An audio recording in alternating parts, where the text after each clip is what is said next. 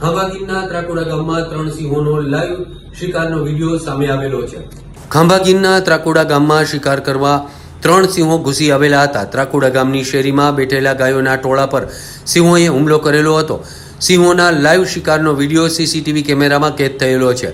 ખાંભાના ગીરના ગ્રામ્ય વિસ્તારમાં અવારનવાર શિકારની શોધમાં ગામમાં ઘૂસે છે અને ત્રાકુડા ગામની શેરીમાં 3 સિંહો ગાયોની પાછળ દોડાદોડી કરતા સીસીટીવી કેમેરામાં કેદ થયેલા છે।